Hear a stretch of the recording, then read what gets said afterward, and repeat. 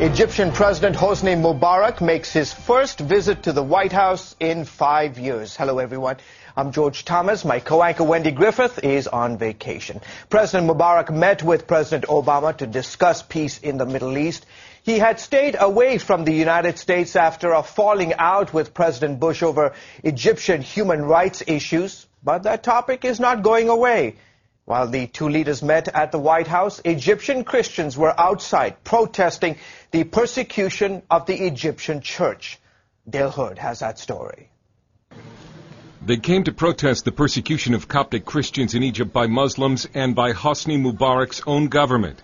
Egyptian Christians want the White House to pressure Cairo to stop the attacks on Christians, prosecute anti-Christian violence committed by Muslims, and stop the abduction, rape, and forced Islamization of Coptic teenage girls. During Mubarak's 28-year rule, there have been thousands of violent attacks against Egyptian Christians. Caroline Doss of the International Coptic Federation. The Coptic people are the indigenous people of Egypt, and unfortunately they're horribly underrepresented in the government and on a regular basis persecuted by Islamist extremists, and that extremism and that persecution is unfortunately tolerated by the Egyptian government. Egypt's Christians cannot build churches without government permission, and Muslims face persecution if they convert to Christianity.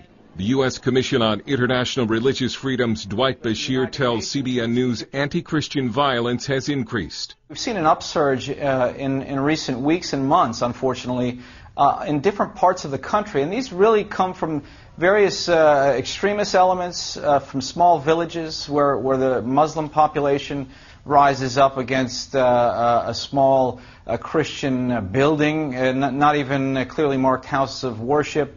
And one of the things that we've seen for years is the lack of protection of these kinds of places of worship. Hillary Rodham Clinton met with Mubarak, and the State Department says they discussed, quote, human rights and democracy in Egypt. Dale Hurd, CBN News. And Gary Lane, our chief international correspondent, is with me here. You've made several trips to Egypt. You've worked very closely with the Egyptian church. There's an aspect in Dale's piece that he mentioned, the forced abduction of Coptic girls. What's going on here?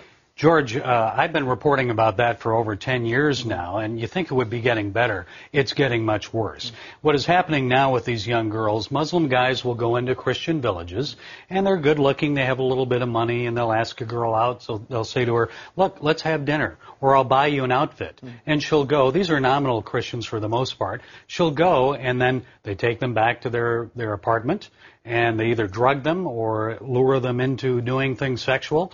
Right now, I've been told what's happening is they're videotaping those and then extorting them and with their families. As you know, in the Middle East, that's shameful to have something like that happen. And my understanding is that just this past month, almost 4 Christian girls were abducted, or Coptic girls were abducted. Does the media in Egypt report this as an abduction? No, they don't report that. They just say boyfriend, girlfriend. But what they do is they try to convince them then to become Muslims, and then they'll marry them. And I can't tell you how many families I've talked to that has happened to them, and the authorities don't work with them.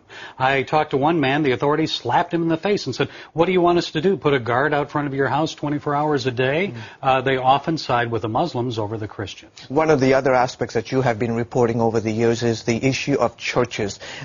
Christians getting the opportunity to build their own church. Give us an update on that. Well, the churches, you still have to have permission from the government to build a church or even repair a toilet in your church or add on to your church. Yes. It used to be you had to talk to the president, get permission from the president. A couple of years ago they changed the law, and now you have to get approval from the governor of the state that you're in, or at least the local officials. And what's happening, there's one case right now where a Coptic priest has a fatwa against him because he was holding or wanted to hold services in his home, and he had to go and talk to local leaders, Muslims, and they said, no, we don't want to have that here in this village. As you know, Gary, Egypt plays a very, very important role, not just in the region, but also this administration's efforts to bring peace to the region. What role has Egypt played? What role will they play in the future? Well, as you know, George, in 1979, Egypt signed a peace treaty with Israel. So it's 30 years old now. Egypt has had a relationship with Israel. The only other Arab country that has one is Jordan, of course. But Egypt was the first. Sadat paid his life for that. That's right. And so Egypt is seen as a moderator or a moderating force in the Middle East that can influence both the Arabs and the Israelis. What the Obama administration wants Mubarak to do is influence the Israelis on the settlements. But Mubarak said, look, this peace process is way beyond just the settlements. We need to talk about more than that. He has influence with the Palestinians. He's been trying to get Hamas and Fatah together. And so the administration is still looking to Mubarak in Egypt to kind of broker a peace process. Okay, terrific. The man keeping an eye on all this stuff. Gary Lane, thank you for your insights, sir.